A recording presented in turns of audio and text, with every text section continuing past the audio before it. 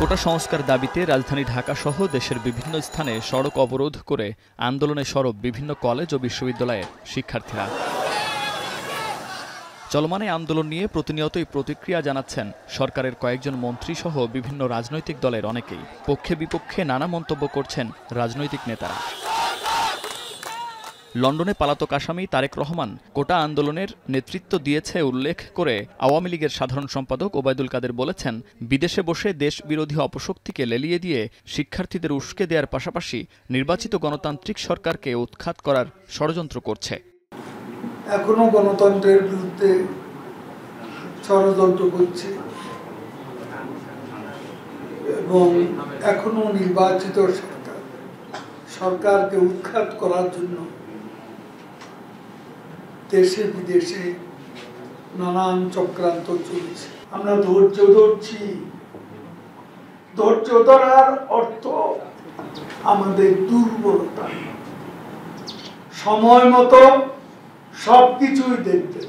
স্বরাষ্ট্রমন্ত্রী বলেন, নিয়মের মধ্যে থেকে ছাত্রদের আন্দোলন করা উচিত ছিল। তাদের জন্য পথ খোলা রয়েছে, কিন্তু তারা সোজা পথে না এসে ভিন্ন পথে চলে গেছে। আরও বলেন, ধ্বংসাত্মক ও জনদুর্ভোগ সৃষ্টি করলে ছাড় দেয়া হবে না। তারা যেন নিয়মতান্ত্রিকভাবে কাউকে কষ্ট না দিয়ে যেন তারা তাদের কথাগুলি বলে, যাতে এদেশের জনগণও বুঝতে পারবে এবং সবাই সেটা উপলব্ধি করতে পারবে। আর যেইগুলির কথা বলছেন মারামারি, এটা ছাত্রদের মধ্যে সবসময় একমত হতে পারে না, মতবিরোধ থাকে। মতবিরোধ হলেই বাকবিতণ্ডা হয়। সেই রকমই কিছু কিছু জায়গায় হচ্ছে।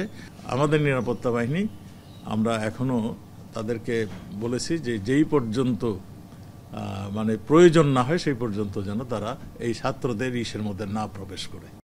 বীর মুক্তিযোদ্ধাদের কেউ অসম্মান করলে মেনে নেওয়া হবে না উল্লেখ করে আইনমন্ত্রী আনিসুল হক বলেছেন, সরকার আদালতের রায় পর্যন্ত অপেক্ষা করবে, রায় বিবেচনা করে সিদ্ধান্ত নেবে।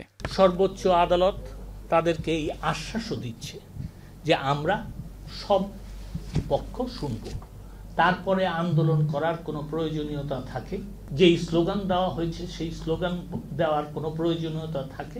আদালতে যখন একটা জিনিস গেছে, সরকারও অপেক্ষা করে যে আদালত কি বলে, তারপরে সরকারের পদক্ষেপ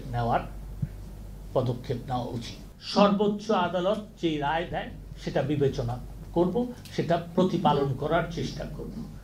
আমরা সর্বোচ্চ আদালতকে পাশ কাটাবো না। প্রধানমন্ত্রী কোটা নিয়ে যে বক্তব্য দিয়েছেন সেটাকে বিকৃতভাবে উপস্থাপন করা হয়েছে উল্লেখ করে পররাষ্ট্রমন্ত্রী ডক্টর হাসান মাহমুদ বলেছেন, যারা রাজাকারের পক্ষে স্লোগান ও নেতৃত্ব দিয়েছে তাদেরকে চিহ্নিত করা হচ্ছে, তাদের বিরুদ্ধে ব্যবস্থা গ্রহণ করা হবে বলে জানান তিনি। কিছু ব্যক্তি বিশেষ যাদেরকে সেখানে প্ল্যান্টেড করা হয়েছে, তারা সাধারণ শিক্ষার্থীদের ভুল বুঝাচ্ছে। ভুল বুঝিয়ে তাদের আবেগ অনুভূতিকে কাজে লাগিয়ে সরকারের বিরুদ্ধে, রাষ্ট্রের বিরুদ্ধে বক্তব্য রাখছে, স্লোগান দিচ্ছে এবং জননেত্রী শেখ হাসিনার বিরুদ্ধেও অপপ্রচার চালাচ্ছে।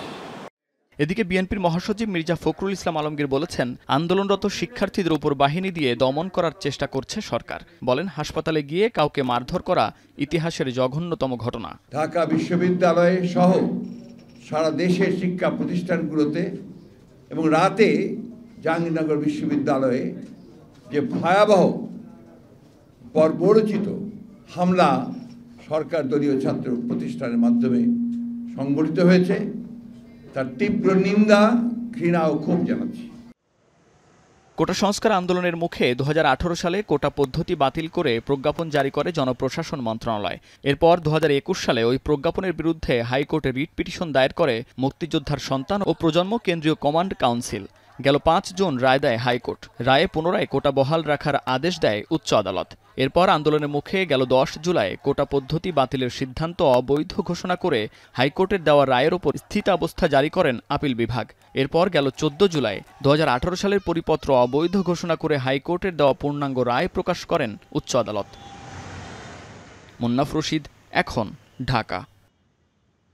250টিরও বেশি ডিজাইন অপশন নিয়ে ওয়ালটন স্মার্ট ফ্রিজ, বোঝে আপনার প্রয়োজন।